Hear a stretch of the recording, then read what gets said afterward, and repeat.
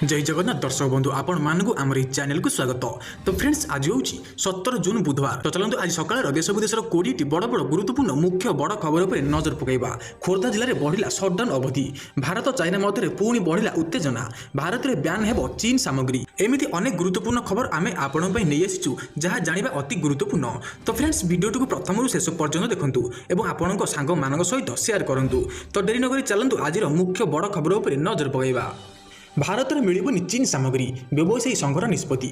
देशव्यापी चीन सामग्री वर्जन कर व्यवसायी महासंघ पक्षर निष्पत्ति नि चीन सैनिक आक्रमण में गतकाली भारतीय 3 जवान शहीद हो जाते। जवान शहीद पर एहीपरि पदक्षेप नि वर्जन कर चीन 500 रु अधिक सामग्री तालिका प्रस्तुत कर व्यवसायी संघ 2021 सुधा 1 लाख कोटी आमदानी बंद करने को लक्ष्य रखा। खेलना, लुगा, हस्ततंत्र, हार्डवेयर, जोता, पोशाक, रोषेई और वैद्युतिक सामग्री, उपहार, प्रसाधन सामग्री, बैग, घड़ी, गहना, स्टेशनरी, कागज, घरोई सामग्री, आसबाब, स्वास्थ्य सामग्री पैकेजिंग वर्जन कर निष्पत्ति नि। तो सेपरी डाक्तर को बड़ सफलता मिला कोरोना बंचा औषध। सारा विश्व में आतंक सृष्टि कर कोरोना भाइरस। लोक मैंने भयभीत अवस्था रही भाइरस बहु लोक प्राण हर सारे किंतु एवं डाक्तर मैंने कोरोना भली महामारी बचाई औषध बाहर कर सफल पाई। एक वैदेशिक इंग्राजी गणमाध्यम रिपोर्ट अनुसार यह औषध बहु पुराणा और सस्ता होते कोरोना आक्रांत थी गंभीर अवस्था लोक बचाइबार औषध सफल होती। औषधर नाम डेक्सामेथासोने। तो सेपरी दिनक 2 थर भूकंप थरिला जम्मू काश्मीर में मंगलवार 2 थर भूकंप झटका अनुभूत होती। 2 पहर 2:10 मृदु भूकंप झटका अनुभूत होता। यार रिक्टर स्केल तीव्रता 3.9 रही। भूकंपर केन्द्रस्थल जम्मू काश्मीर कटोरारू 85 किलोमीटर पूर्व रही सूचना रही। यह पूर्व सकाल 7टार अनुभूत होता भूकंपर तीव्रता रिक्टर स्केल 5.8 रही। तेज एौन क्षयक्षति होता सूचना मिलना। तो सेपरी 140 जन प्रवासी ओडिया को धरी साउदी अरबरू भुवनेश्वर बाहरिला एक विमान। गतकाली सकाळे प्रवासी ओडिया को नहीं साउदी अरबरू एक विमान भुवनेश्वर अभिमुखे बाहरी। एथिरे 140 जन प्रवासी ओडिया अछंती। लॉकडाउन पर यह प्रवासी मैंने साउदी अरब में फसी रही सेठारे एमाने परिवार सह रही आसुथिले। विभिन्न कंपनी काम करुथिबा एही प्रवासी को आनिया उभय केंद्र सरकार एवं राज्य सरकार प्रयास करथिले। एही प्रयास सफल हेबा परे वंदे भारत योजना रे एमाने वर्तमान ओडिशा प्रत्यावर्तन करुछंती। एयर इंडिया एक विमान रे समस्ते ओडिशा फेरुछंती। तो सेपरी सामान्य असावधानता हेले आमर सबु चेष्टा पानी पशिजिव प्रधानमंत्री। गतकाली कोरोना स्थिति नहीं मुख्यमंत्री मानक सह प्रधानमंत्री नरेंद्र मोदी आलोचना करिसेंती। एही अवसर में जनसाधारण को आह्वान दे प्रधानमंत्री कहिथिले जे वर्तमान स्थिति में घर बाहर को बाहरिबा कथा चिंता भी करंतुनी। सामान्य असावधान हेले आमर सबु चेष्टा पानी पशिजिव। 2 गज दूरत्व रखी सतर्कतार सह आमे काम करबा आवश्यक। एबे प्राय सबु सरकारी और बेसरकारी ऑफिस खोलिलाणी। धीरे धीरे व्यापार और वाणिज्य स्वाभाविक आड़ को गति करुछि। प्रतिटी भारतीय को बचाइबा दिन राति परिश्रम करुछु। आवश्यक पदक्षेप द्वारा कोरोना को नियंत्रण करिबारे सफल होउछु। एबे देश में अर्थनीति सुधुरुछि। तो सेपरी राज्य में सुस्थ हेले आउ 120 कोरोना आक्रांत। राज्य में आउ 120 आक्रांत सुस्थ होइछंती। यह सह ओडिशा रे कोरोना आक्रांत सुस्थ संख्या 2974 को वृद्धि पाउछि। सुस्थ होइथिबा 120 कोरोना आक्रांत मध्यरु जाजपुर 19, कटक 15, मयूरभंज 11, खोर्धा 11, नुआपड़ा 9, सुंदरगढ़ 7, कंधमाल 6, बलांगीर 5, नयगढ़ 5, बालेश्वर, ढेंकानाल, केन्द्रापड़ा और झारसुगुड़ा 4 जन लेखाएं, केउंझर 3, गंजाम 3, पुरी 3, अनुगुल 2, कलाहांडी 2, कोरापुट 2, मालकानगिरी जड़े आक्रांत सुस्थ होता जमापड़ी। एने राज्य स्वास्थ्य और परिवार कल्याण विभाग पक्षर सूचना मिली। तो सेपरी आसिला दिल्ली स्वास्थ्य मंत्री को कोरोना रिपोर्ट। दिल्ली स्वास्थ्य मंत्री सत्येंद्र जैन को कोरोना होना तांकर कोरोना टेस्ट नेगेटिव आसी। एने दिल्ली मुख्यमंत्री कार्यालय पक्षर सूचना दी जाएगी। सोमवार असुस्थ अनुभव करते जैन। तांकु ज्वर होगा सहित प्रश्वास नेबार असुविधा हेबारु तांकु गतकाली सोमवार राति Rajiv Gandhi super specialist hospital में भर्ती कराइथिला। एने गतकाली से निजे ट्वीट कर सूचना देइछंती। तो सेपरी रथयात्रा बंद करने अर्थ कलंकमय इतिहास। रथयात्रा बंद हेले ओडिशा सरकार भक्तों पर खराब हेब। रथयात्रा हेले कोरोना भय दूर हो। यात्रा सरकार बड़ चैलेंज सरकार निश्चित करेंगे। रथ बंद हेले कलंकमय इतिहास सृष्टि हेब कहले जगुनी। रथयात्रा प्रसंग को नहीं प्रभु जगन्नाथ मुख्य बाड़ग्राही जगन्नाथ स्वाई उर्फ जगुनी महापात्र बड़ मंतव्य देइछंती। से कहते जे आमे मनीष होई केबे चाहिबेनी रथयात्रा बंद हेउ। ओडिशा सरकार केबे हेले रथयात्रा पई पछेइबे नाही। स्नान यात्रा सुंदर भावे कले सेमिति रथयात्रा करेंगे। रथयात्रा बंद हो गले कलंकमय इतिहास रही जाऊ बोली से कहते। तो सेपरी एलएसी रे उत्तेजना सफा हेले चीन 5 सैनिक लुहा छड़ और पत्थर रे करथिले आक्रमण। भारत और चीन मध्य बहुत समय धरी लद्दाख में चलता बद एवं भयंकर रूप नहीं।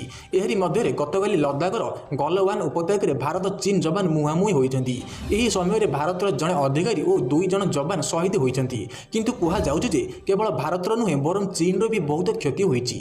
चीन सेना 5 जन सैनिकों मृत्यु होती। किंतु चीन मीडिया ग्लोबल टाइम यह स्पष्ट करने को मना करुच्ची।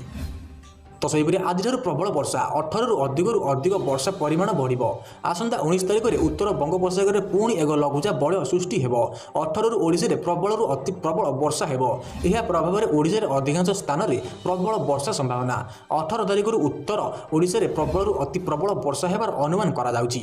पूर्व मध्य प्रदेश और संलग्न अंचल में सृष्टि होता घूर्णी बलय एवं उत्तर प्रदेश और संलग्न अंचल पर्यंत रही। द्वारा आसंता 17 तारिख पर्यंत राज्यर समस्त अंचल में स्वल्परू मध्यम धरणर वर्षा लगी रहे बोली आंचलिक पाणीपाग विज्ञान केन्द्र पक्षर पूर्वानुमान करा जाउची।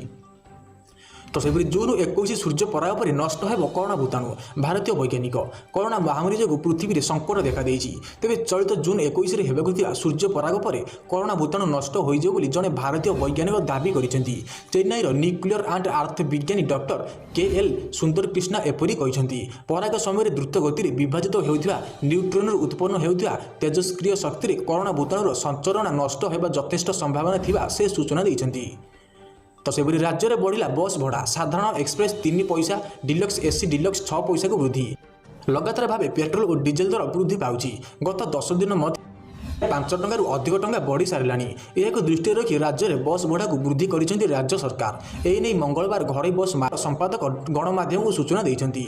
एही वर्धित मूल्य अनुसार साधारण बस भड़ा किलोमीटर पिछा 67 पैसा रु 70 पैसा को वृद्धि पाई। सेपरी एक्सप्रेस बस भड़ा 70 रु 63 पैसा को बढ़ी। तो सेपरी जुलाई 15 सुधा भारत में कोरोना आक्रांत संख्या 8 लाख छुईवा आशंका। भारत में कोरोना महामारी थमिबार ना धरुनी। प्रतिदिन नुआ आक्रांत और मृतकों संख्या बढ़िबार लगी। जुलाई 15 सुधा देश में कोरोना आक्रांत संख्या 8 लाख छुईब होइतिबा एक सर्वे रिपोर्ट में यह उल्लेख होइछि। एबे देश में प्रतिदिन हाराहारी 11,000 पाखापाखि नुआ आक्रांत चिन्हट होउछंती। एही धारा जारी रहिले जून शेष सुधा यह 5 लाख टपिबा सहित जुलाई 15 बेलू 8 लाख छुईबार आशंका थिबा रिपोर्ट में दर्शाଯାଇଛି। एही रिपोर्ट ब्राजिलर मिशिगान विश्वविद्यालय पक्षरु एक अध्ययन आधार में प्रस्तुत करा जायछि। तो सेपरी न्यूजीलैंड को फेरिला कोरोना। सप्ताह तले निजकू कोरोना देश मुक्त बोली न्यूजीलैंड घोषणा करथिला। एमिति कि अनेक लोक सेलिब्रेशन मध्य करथिले। तेबे सेठाको पुणी फेरिछि कोरोना। 2 जन नुआ कोरोना आक्रांत चिन्हट होइथिबा न्यूजीलैंड स्वास्थ्य मंत्रालय पक्षरु गतकाली स्पष्ट करा जायछि। एही 2 आक्रांत अमेरिका फेरिथिले। आउ पॉजिटिव केस नथिबा परे गत सप्ताह न्यूजीलैंड समस्त सामाजिक और आर्थिक कटकणा उठाई देथिला। केवल सीमारे कटकणा थिला। तबे प्रधानमंत्री जासिंडा आर्डेन सेतेबेले नुआ पॉजिटिव केस आसी पारे बोली सतर्क कराई देथिले।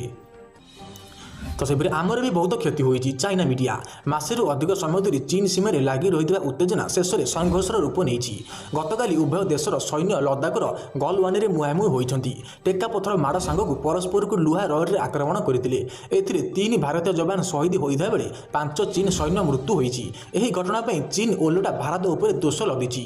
अन्य पक्षे प्रतिरक्षा मंत्री Rajnath Singh chief of defence staff एवं 3 सेनाबाहिनी मुख्यों सहित जरूरी बैठक कर प्रधानमंत्री को भी घटना संपर्क में अवगत कराइछंती।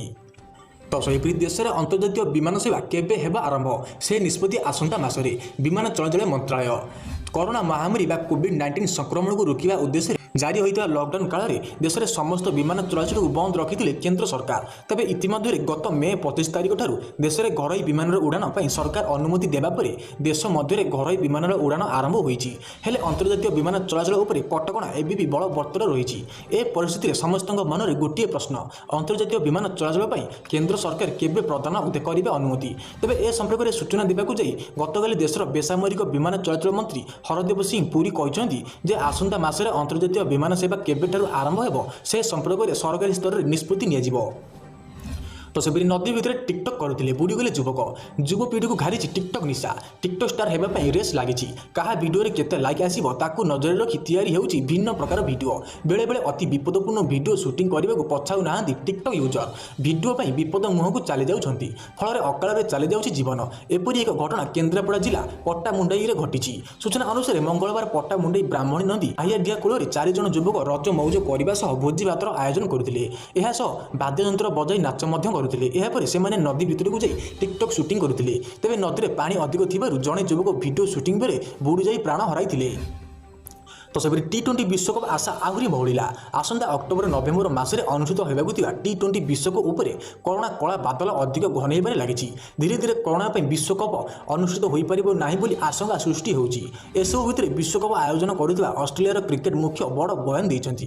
କ୍ରିକେଟ ଅଷ୍ଟ୍ରେଲିଆର ଅଧ୍ୟକ୍ଷ ଡେଲ୍ ଇଡିଙ୍ଗସ୍ କହିଛନ୍ତି, ବର୍ତ୍ତମାନ ସ୍ଥିତିରେ ଚଳିତ ବର୍ଷ ଯେ ଟି20 ବିଶ୍ୱକପ୍ ଧାର୍ଯ୍ୟ ସୂଚୀ ଅନୁସାରେ ହୋଇପାରିବ ତାହା ଆକଳନ କରିବା ବେଶ୍ କଷ୍ଟକର। ତ ସେପରି ଖୋର୍ଦ୍ଧା ଜିଲ୍ଲାରେ ବଢ଼ିଲା କଟକଣା। ଦିନ 2ଟାରୁ ସକାଳ 6ଟା ଯାଏଁ ସଟ୍ଡାଉନ୍। ଜୁନ୍ 30 ଯାଏଁ ରାଜ୍ୟରେ ଦିନକୁ ଦିନ ବଢ଼ି ଚାଲିଛି କରୋନା ସଂକ୍ରମଣ ସଂଖ୍ୟା। ବର୍ତ୍ତମାନ ସୁଦ୍ଧା ରାଜ୍ୟରେ 4163 ଜଣ କରୋନା ଆକ୍ରାନ୍ତ ଚିହ୍ନଟ ହୋଇଛନ୍ତି।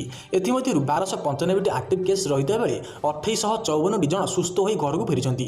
ସେହିପରି ଖୋର୍ଦ୍ଧା ଜିଲ୍ଲାରେ ବର୍ତ୍ତମାନ ସୁଦ୍ଧା 369 ଜଣ କରୋନା ଆକ୍ରାନ୍ତ ଚିହ୍ନଟ ହୋଇଥିବା ବେଳେ 256 ଜଣ ସୁସ୍ଥ ହୋଇ ଘରକୁ ଫେରିସାରିଛନ୍ତି।